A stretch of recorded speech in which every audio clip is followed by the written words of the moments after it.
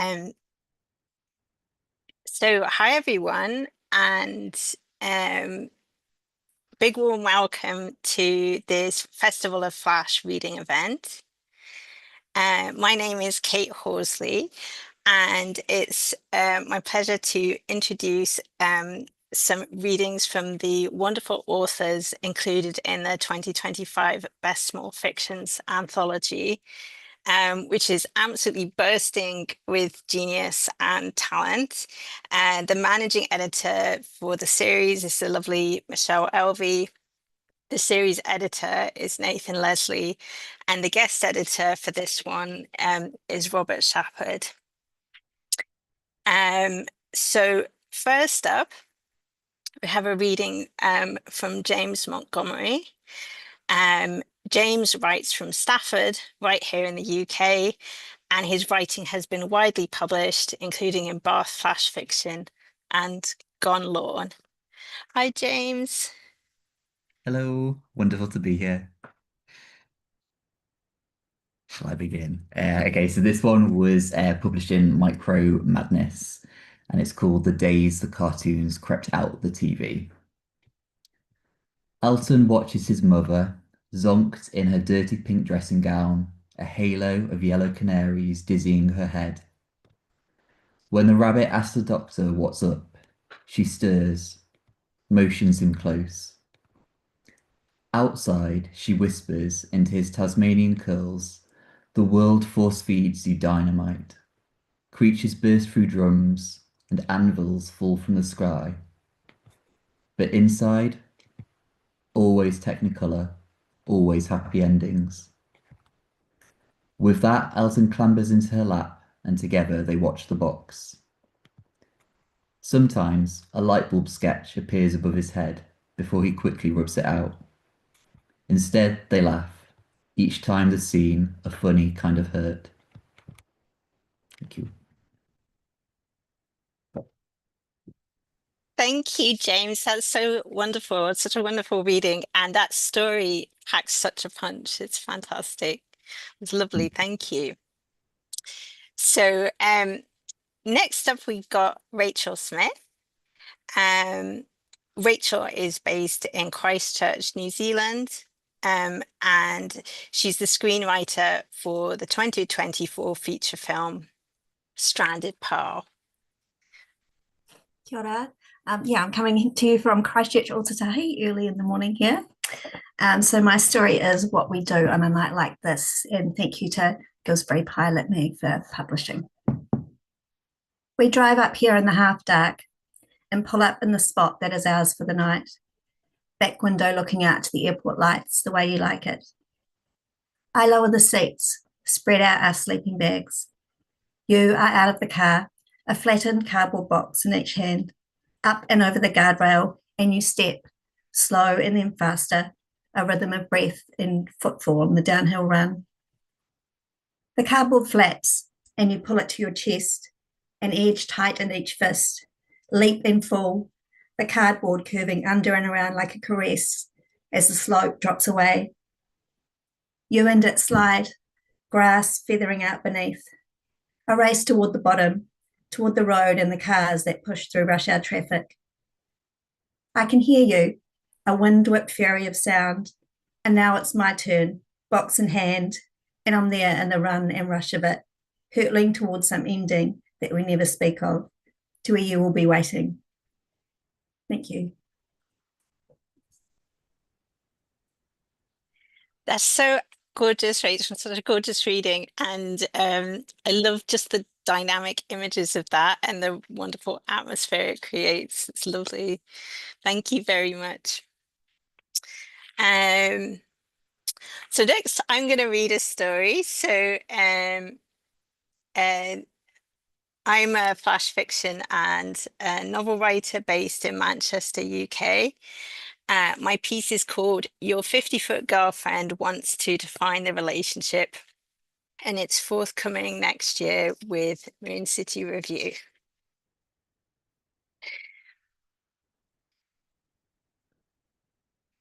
Your 50-foot girlfriend wants to define the relationship.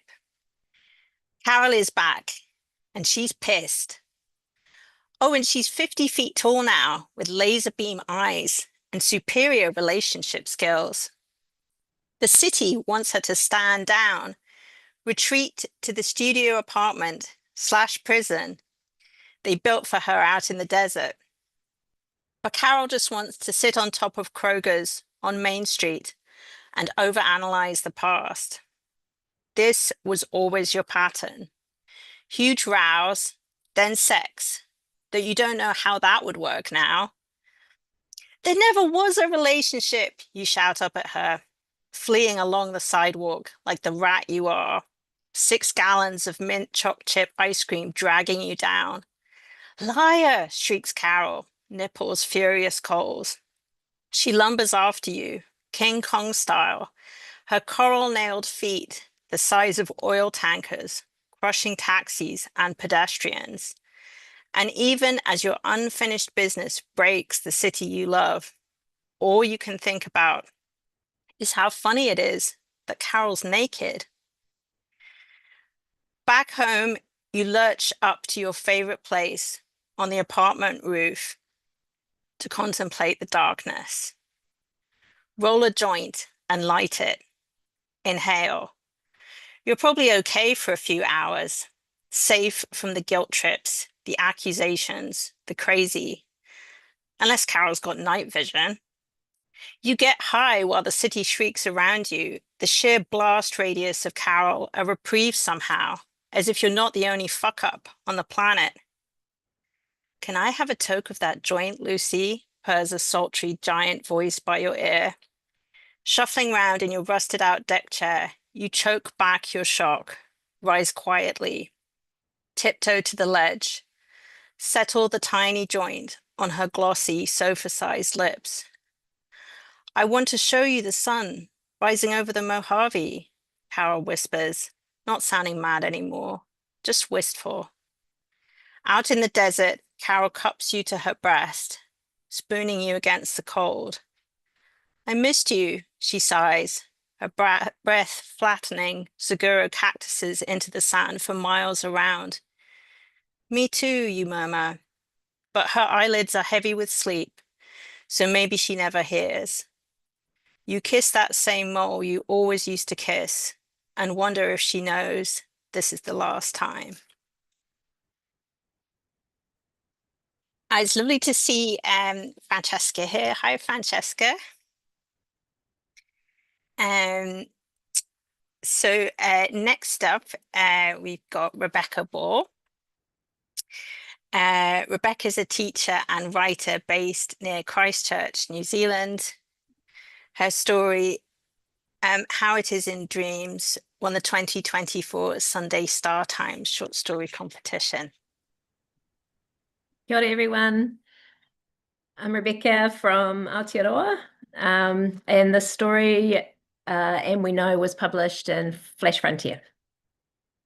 Hopefully my voice holds out. I've got a bit of a cold, so sorry if I have to pause. Each day we stop outside the house with the moss growing in the grooves of its iron roof. Strings of vines hang from the bricks, and there are 3 broken windows on the school side. There's a sawn-off tree stump in front, nothing else. We know a man lives there because on sunless afternoons, smoke seeps from the chimney. We know it's a man because of the moss and the vines and the tree stump. We know his wife left him for a Russian sailor in Littleton. He turned to whiskey. His children disowned him because of how he yelled and threw mugs in the rage of his heartbreak. One day he comes out. And we know it's a gun because of the vines and the moss and the wife and the sailor. And we know from his black beard and the holes in his flannel shirt and his undone bootlaces that he's going to step onto the stump and look through the sights of the gun and pick us off one by one like rabbits. And before we finish yelling, he's got a gun. 10 or more police trucks arrive, and they aren't white like normal, but black like the man's beard. And police pour out, black helmets, black balaclavas, black guns, black, black, black. And in silence we watch this black river push the man's mouth into the tree stump, carry his flannel shirt away, leave behind a small axe on the grass.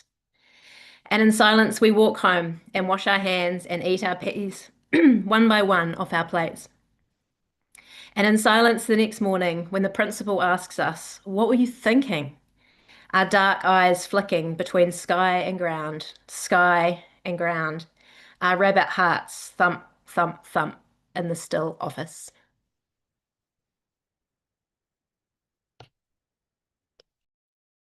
That was so beautifully read, Rebecca. That was really, really kinetic and fantastic. And I love the build of tension in that story. It just kind of builds and builds and builds, and you still kind of leave all this great ambiguity at the end. It's brilliant. Um, so next up,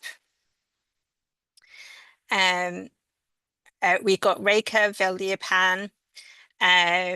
Rekha writes short fiction and poetry, and her writing has won multiple awards and nominations. It's lovely to have you here, Rekha.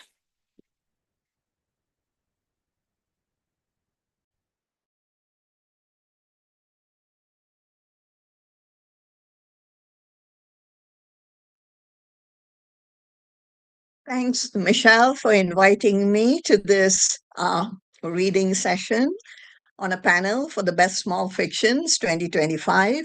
Thanks, everyone, for listening to me read.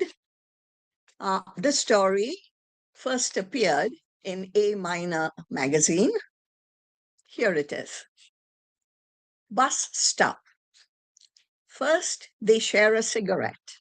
Then, an inopportune argument on a square napkin. Then, a Dr. Pepper can.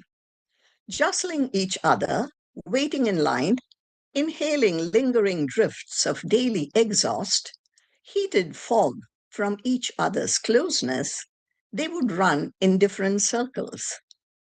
Their bus will be here any minute. See you, she says, with a sidelong glance, as every other day. Small mouth, painted porcelain pink, not cracking a smile. He rearranges his headphones, straight up bluegrass, humming notes. Phantom mask back in place, imagining invisibility. He's meaning to capitulate. They have been meeting at the bus stop for a month, forthcoming with each encounter. Her love letter from an unknown sender in his Parker pocket. The next week, he's carrying an inflatable raft in a zippered hold-all. She, a plastic bag that says it's her medicine cabinet. He sniffs hers like a babushka mite smelling freshly leavened bread.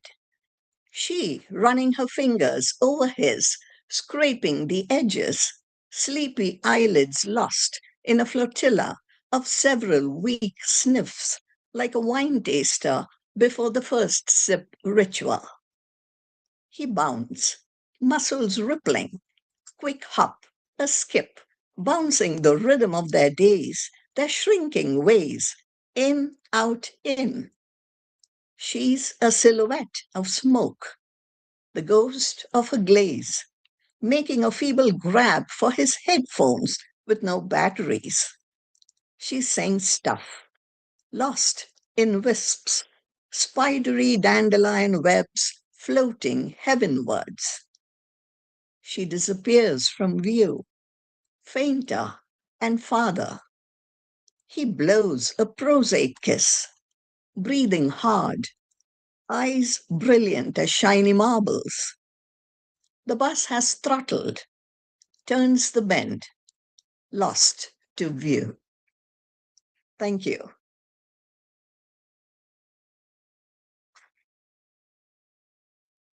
That was such a beautiful reading, Rekha. Thank you.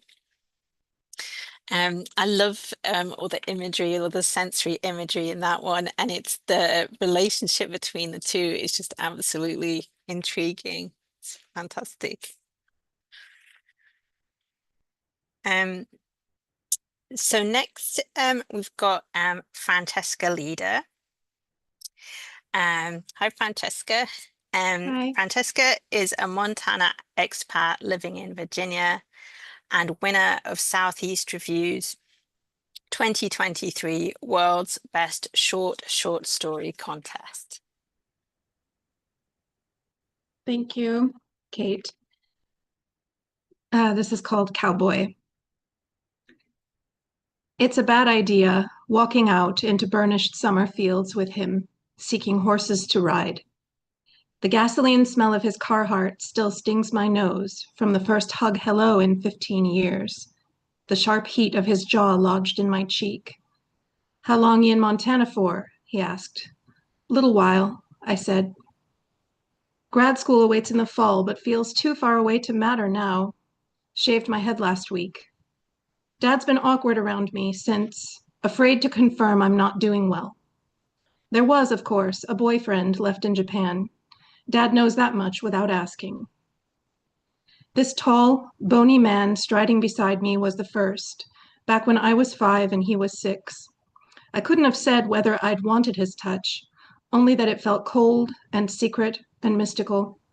Time has sanded his skin, vaulted his nose like an orogenic belt, repigmented the hair, the eyes, yet left the essence. This is so-and-so, you guys used to play together, Dad said. And I said, I know, thinking, you have no idea. He's staying here at the ranch with his parents again, attending NA meetings. Went off the rails for a decade while I was in undergrad or living abroad.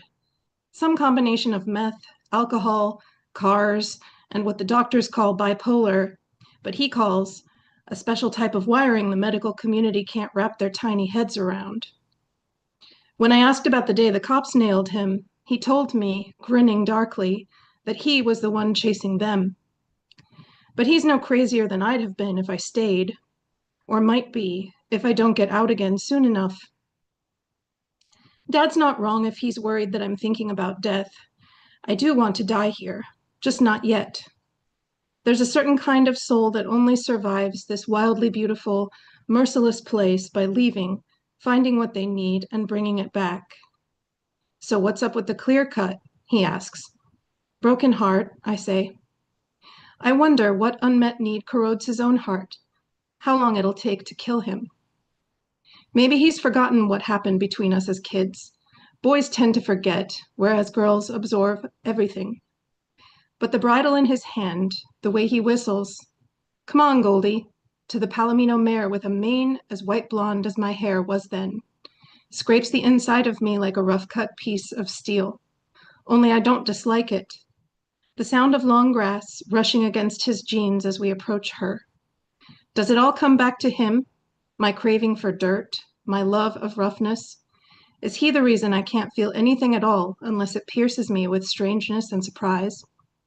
Get on, he says, straddling the mare bareback, his tough, oil-blackened palm held out to pull me up in front of him.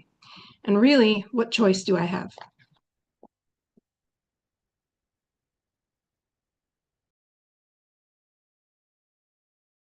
It's a gorgeous reading, Francesca. I feel like with that one, I can absolutely see the whole landscape stretching out and just the way you build up that kind of tender, delicate relationship between these two is just lovely.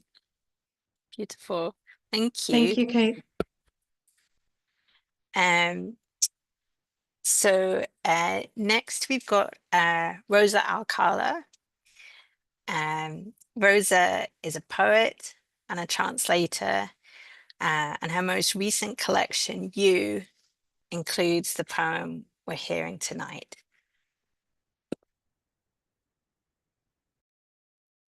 Hi, everybody.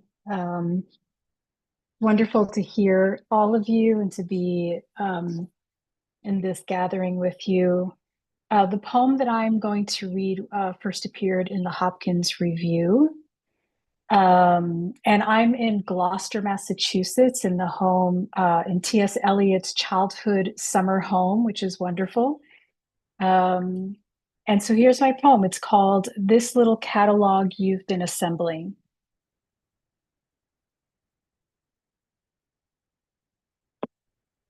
This little catalog you've been assembling. Below the headline, it's 115 degrees. Is it Death Valley? No, France, and it's just the start. A half-page photograph of sunbathers at the Trocadero Gardens. In it, a young woman in a bikini texts while talking to a friend, both sitting on a small hill with other 20-somethings, the Eiffel Tower at their feet. A red plastic cup rolls down the path, and in the distance, a middle-aged man in a rumpled suit jacket enters from a more temperate past. Contemplating this impressionist scene, all you can think is, I'll never wear a two-piece again. It is the article that rouses the requisite dread. Chicken manure spontaneously ignites on a farm in Spain and sparks a wildfire. Were there no photos for the jump page besides a hot guy in Pamplona carrying a fan? The plan this morning was to write about the stranger who tried to kiss you the second the elevator's doors met. But aren't there bigger fish to lose to extinction, too many languages? Perhaps this little catalog you've been assembling isn't all that urgent when in a heat wave the Autobahn can buckle and send your Volkswagen surfing. When there are things more traumatizing than some guy calling out across a subway platform, look at that fat pussy. You want to shout back years later, Greenland and Alaska are melting. Once in an elevator, a man confided that standing idle with others in that space made him anxious. Should I whip out a deck of cards, he asked, and propose a game? Whatever you've been dealt, stranger, this elevator and everyone in it are going straight down. Thank you.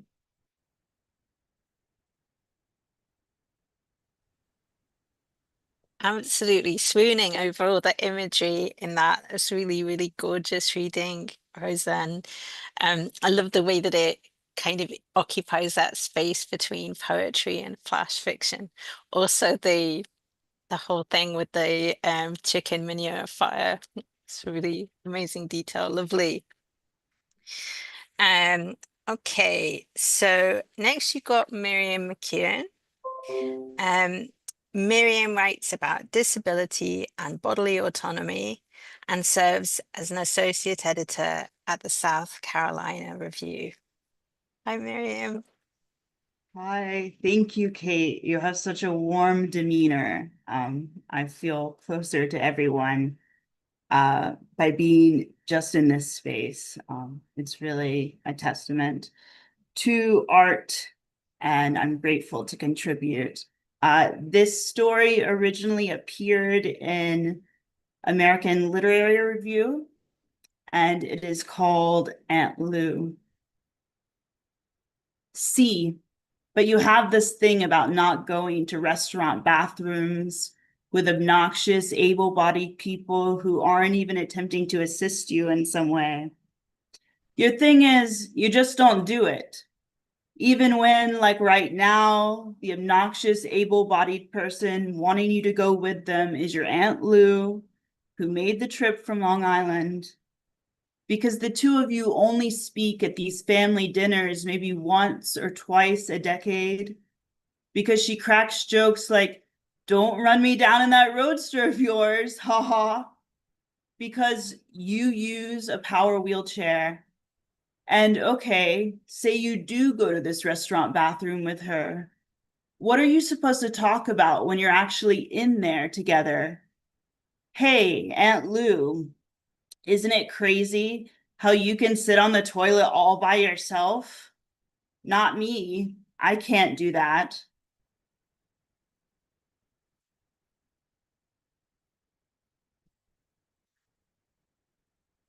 But now your Aunt Lou is asking again and louder this time because you're a grown-ass idiot who pretended not to hear her the first time. And now the whole table, including your something out of a Tim Burton movie, Silent Triplet Cousins, has turned on you. And your mother's giving you that look like, what can we do? It's my brother's wife. Please just go. And you shake your head slightly because you're so not interested in whatever rite of passage this is supposed to be. But you are disabled. And you know all of your movements are more or less interpreted as indefinable disabled twitches. So, for reasons beyond even your pretty significant intellectual capacity, you set out for the restaurant bathroom with your Aunt Lou. And she's talking about how she didn't lose her virginity until she was 28, the same age you are right now. And can you imagine that? And she's talking about struggles with alcoholism, not hers, just somebody she met in Atlantic City once. But now that she's got you in the restaurant bathroom, Aunt Lou says, like, one of the most bizarre things you've ever heard from your aunt in your life. She'd like to help you wash your hands. And your first reaction is to half choke on the scoff you've been holding in. But then you look at your reflections through the smudge of this gigantic bathroom mirror, and your Aunt Lou almost seems like a different person. The weird light in here is making her dull blue eyes actually lovely, making her sharp little mouth appear less determined, more anguished. She says she's noticed your hands stay clenched most of the time, and that must be so obnoxious and sweaty and painful. And would you let her help you? She promises to be gentle, and the whole thing makes no sense, but you say yes, okay. And you go with her to the sink, speckled with what looks to be tiny drops of blood, but possibly it's just designed that way. And you let her run the warm water over your hands, and you start to cry. You just start to really cry. Thank you so much. Oh, thank you, Miriam. That's absolutely stunning reading. And that voice in that story and the characters, it's just really, there's such a knockout and such a kind of heartbreaking, tender moment at the end. I absolutely love that one. Wonderful.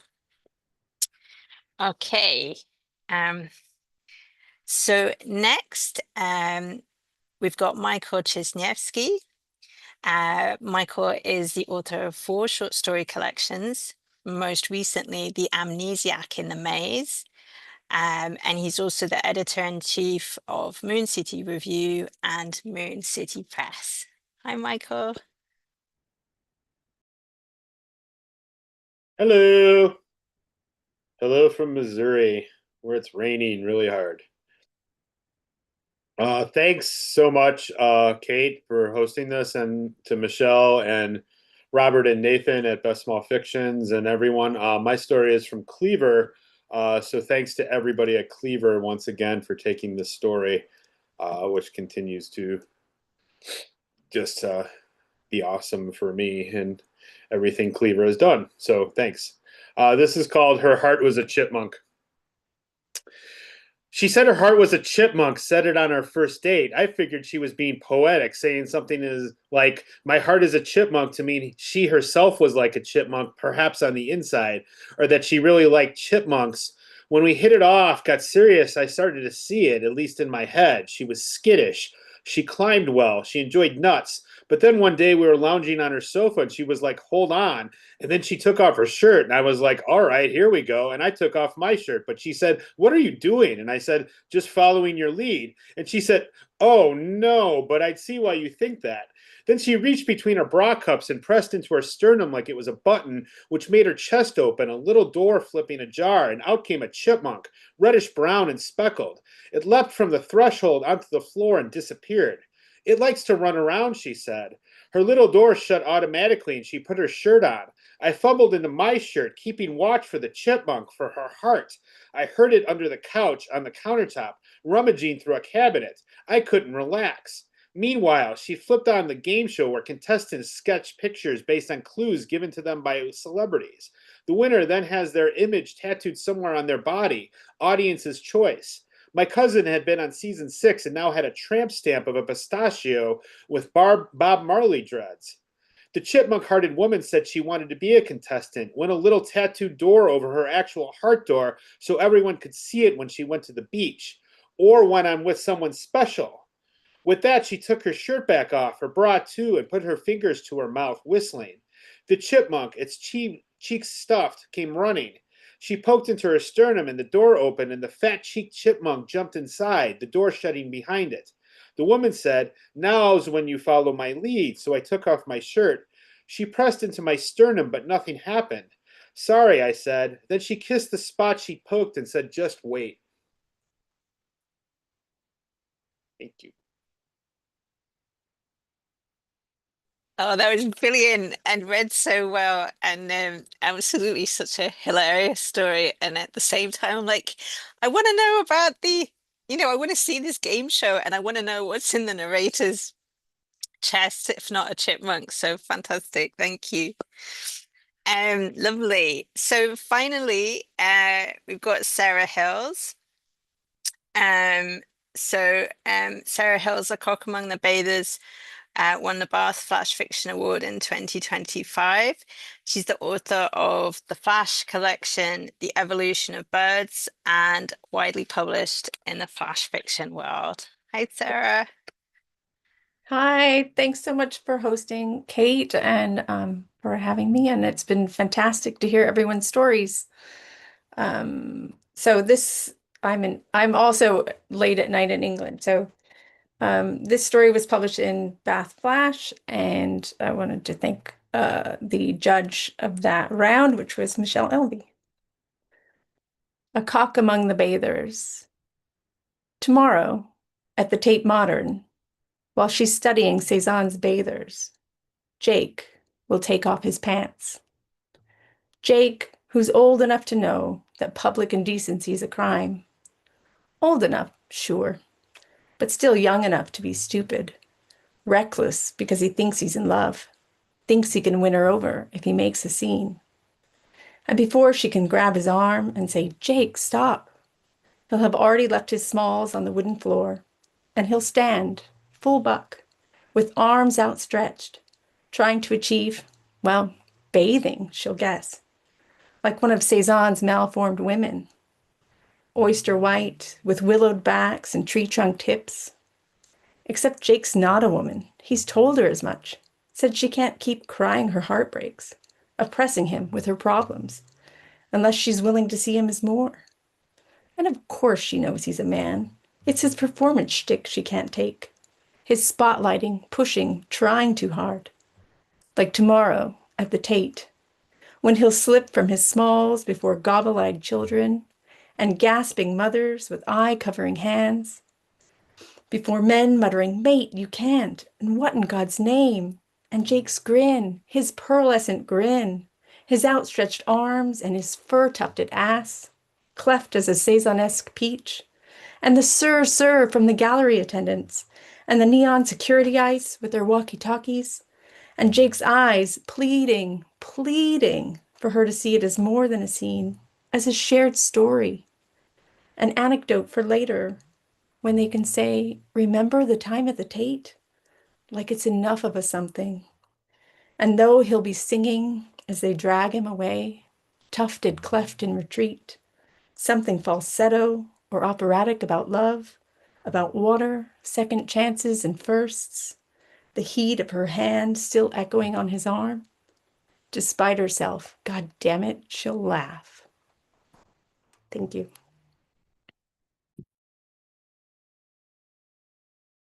Absolutely brilliant reading, Sarah. That was wonderful. Thank you.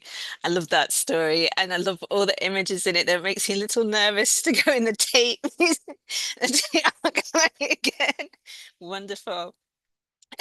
These have all been brilliant readings and just such fantastic stories. It feels like an absolute treat to hear everyone. Um, so thank you very much for those. We've got a few minutes now just to have a little bit of discussion. I guess I start by asking Sarah, what came first in that? The title, was it ekphrastic, or did you just the story just how did it come to you? So actually, I was actually on the way to the Tate to see Cezanne's bathers when I wrote this story. And there was a prompt in Smoke Long Fitness that I was trying to answer, and it was just go crazy. And I thought, well, what's more crazy than that? I mean, maybe there are other things, but yeah, I was I was like, well, let's put some nudity in the actual Tate. Yeah, I love that. I love the kind of contrast between his like performance art piece and then the more sedate art pieces around. Fantastic, thank you. Um, and Michael, it was a real treat to hear that story read out loud. And I have to ask, do you know what is in the chest of the narrator? Or is it wrong to ask? No, I guess I don't know. I guess he's going to find out really good. I think it's one of those things where it's put into every reader's idea that whatever they can imagine is what it's going to be. And maybe the first person makes it you and your little chest animal or whatever it is that's in you. I don't know. Maybe it's a Hershey bar. I don't know. It could be something like that, or um, I don't know. I just saw a chipmunk this morning, so I thought this was a really good, you know, like icon. I was out at camp with my son this morning, and a chipmunk was by the sink by the bathroom. So maybe It's it's a just a chip. good omen. Yeah, good omen. I love the idea that there's a Hershey bar in there as well. And I really want that to be a real TV series. Lovely.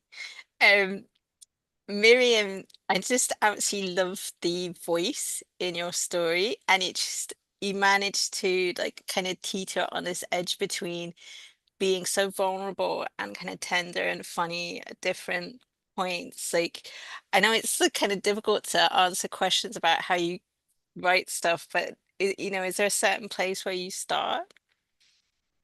Well, I think with the use of the second person specifically, the decision behind that was a desire to embody every reader in the experience of the narrator so that they could feel um, from the inside out what that was. And we talk about, great writing being an empathy machine.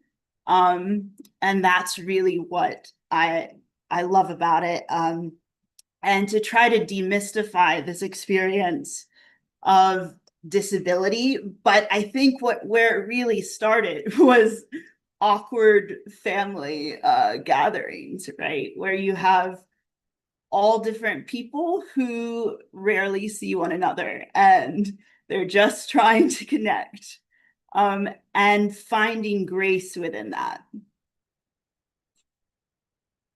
Oh, that's such a lovely answer, and I just feel absolutely hooked on your voice. I feel like I would love a whole novel kind of spiraling out from that scenario. That's gorgeous. I'm with you. That would be phenomenal. Thank you. Thank Um, you. Rosa, I just the poetry in yours is like really compelling to me, and that line, between prose poetry and flash. So I'm going to put you on the spot and ask you, like, do you kind of define it when you're writing? Does it feel more poetry, or do you sometimes feel that you are kind of more aiming for prose? Yeah, it's delightful as a poet to be in an anthology called Best Small Fictions. I actually don't write fiction, but this my last book called You, where this poem appears, is it's all prose poems in the second person. So they each contain a little story, But there are a lot of digressions, which I think is also true of lyric poetry and all my poetry, where it's bringing a lot of disparate elements together, and there's maybe less of a narrative cohesion or a story arc. But I think I was more intent on kind of telling these little mini stories than I would in a lyric poem. And I think that poem in particular um, tried to tell the story of these kind of um, daily aggressions that women face in public places, right? Like the being catcalled or someone trying to touch you on the bus or something like that. But it was so hot that summer, and I was at a residency where it was so hot. And then I read the New York Times article that is about the heat wave in Europe that summer. That those two things collide, both the memory, the story of the memory I'm trying to tell, but then the reality of global warming, and how sometimes we kind of live in this other past and not face kind of what's happening. So yeah, that doesn't answer your question about how to tell the difference. It's a long conversation, but I don't know if I believe in genres anyway, so it's fine.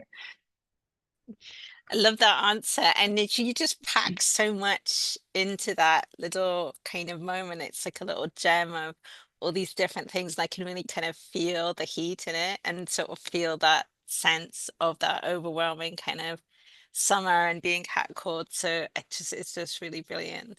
Thank you. Thank you. Um, And Francesca, I feel like there's a whole like novel kind of underlying your story, like this huge submerged narrative. Is it there? Or am I just, kind of wishing it into there? Because it feels like maybe part of something bigger. Yeah, I think the reason that I wrote this piece as a flash, a very small one, actually, on the smaller end of flash, almost borderline micro, was because um, there isn't a lot of underlying material to this. It's little bits of memory and little bits of, speculative play, and, deliberately open-ended because I felt this story was not finishable, except in the reader's mind. So I'm like, okay, kind of like, you guys take it from here. Because no, I can't develop this into a novel. It's a really fantastic example. I feel like is one I would really like to use in teaching as a way of like to opening up this question of what is the reader's, giving the reader something to do, like this amazing ambiguity that you kind of tease out. Um, so no, I love that. And I could kind of visualize it and get sucked into it all at once. Thank you. Thank you. Um, Reka, um, I'm so intrigued by these two characters. Can you like tell us a little bit more about them? Or Uh, well, this story was born out of four microfictions that I wrote. They all popped up at about the same time. And they were all like trying to show not too much of an antagonism between a man and a woman, but I was trying to like build on conflict between the pair. And mostly the four shaped in the same way. Three of the microfictions were published, and the last one is still on its way.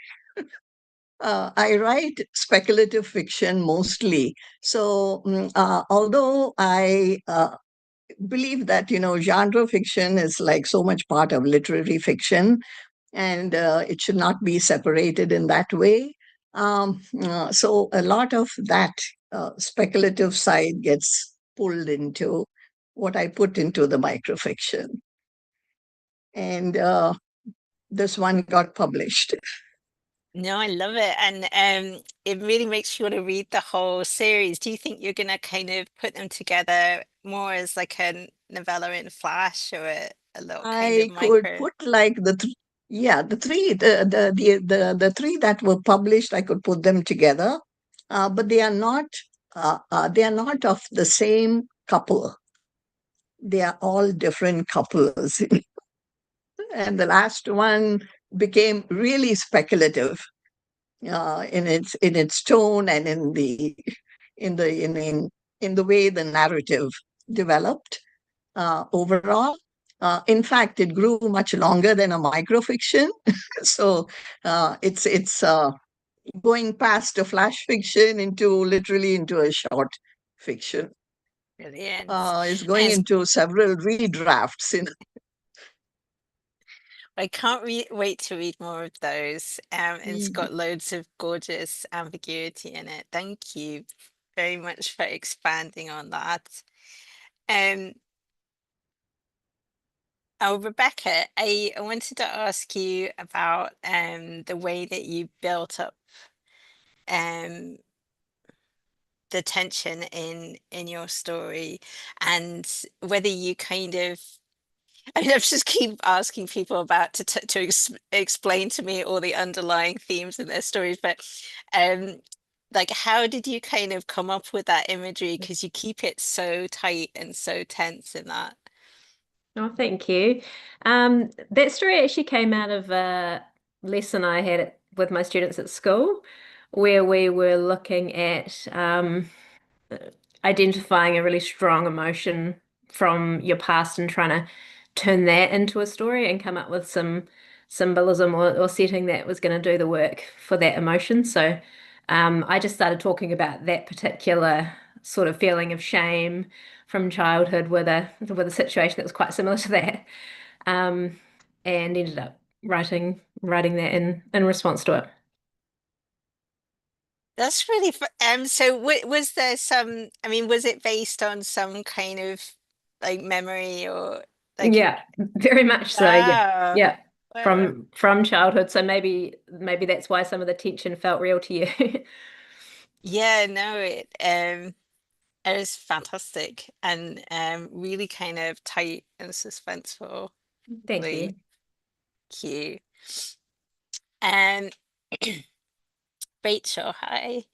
Um, I absolutely love the imagery of the kind of tumbling down in your story and the kind of the cardboard wings, and also as with other stories here, like the kind of ambiguity of it. What was the initial image that you had in your head for that story? Yeah, that's a good question. I actually can't remember what the initial image was. I guess it's a mix of like childhood memories of actually doing that, like box sliding down a hill and that escapism feeling. And for me, the kind of backstory to this story was two people who don't have a home, and so they're living in their car. And the setting is in one of the extinct volcanoes in Auckland, which is this really steep place that people slide down. And so, yeah, childhood activity is escapism, I guess, is finding joy in danger where you can. Yeah, you really capture that sense of like there's a kind of tension at the start and then just kind of letting go at the end and this free fall. It's really, really well done. Lovely, Okay. cute. And James, um I love the punch that you packed in that, you know, such a small little story, but it really kind of hits hard. And you've got this kind of sort of micro universe inside the house with the mother and with the narrator. Um, like, did you, I mean, how did you decide to make it that length? And did you feel tempted to kind of keep going with those characters? Um, it's a good question, Kate. Do I have the answer? No, I mean, I love writing micro lengths. Like, I'm very much like I sort of start a story and I'm already kind of going towards the finish line. Um, I think for this one, it was with my writing group actually. We were trying to write entries for the Micro Madness competition, and we'd all it's in my group. Sarah's in my group with that as well. Do you remember this, Sarah? We'd all shared like different picture prompts that could like act as a starting point for our drafts. And there were some amazing images shared. I think Sarah's had like was yours, Sarah, the one with like the gold car on the street? I seem to remember. Was that someone else? Yeah, yeah. There's like a gold car, and we had these incredible pictures, and they were really inspiring. And I remember when I went out for a walk, and I just had Tweety Pie like going around my head. nothing to do with the pictures. But I thought, oh, this is interesting. Why is this bothering me? And I just kind of followed the thread really. But yeah, I think it was that length because I was purposely trying to draft something for the Micro Madness competition. And I think it's such an amazing length because you just don't have the word count to tell the reader everything. You know, it's got to be that kind of collaborative exercise with the reader. Like they've got to engage and kind of tell the story themselves too. Um, so yeah, I loved it. But Brilliant. No, I love it too. And I mean, I'm really impressed because I find it actually really hard to write that really tight length. I think there's something, although having gotten used to writing like with an 800 to 1,000 word limit, I also now find it hard to go in the other direction, like write the longer stuff kind of stuck with the sort of 800 words. But so I thought you'd done a brilliant job there of getting that micro compression just right. Well, it's been an absolute treat and a pleasure to see all of you and to hear you read these amazing stories. Wait, And Kate, wait. Tell us about your story a little bit. right, my story, I'm just really obsessed with like 50-foot high things. It keeps coming back. I know I'm quite a short person. I don't know if that's to do with it, but like I'm just always sort of I always wanted to be Godzilla growing up. And so I think it's come back now, like later in my life, that I have these kind of fantasies of kind of kaiju sized things coming and, raising cities. And I think that one was a smoke long prompt from the smoke long workshop. And I think it was about maybe a relationship that had seen better days. So I think that's where it came from. And thank you very much for accepting it for Moon City Review. I'm really excited. So, okay. Was this thing reminded me of PJ Harvey's 50-foot Queenie. Brilliant. Okay, well, it's been absolutely lovely to see everyone. And I think that this has brought us to the end of our time. Um, so thank you, everyone, and good night. Thank you, Kate.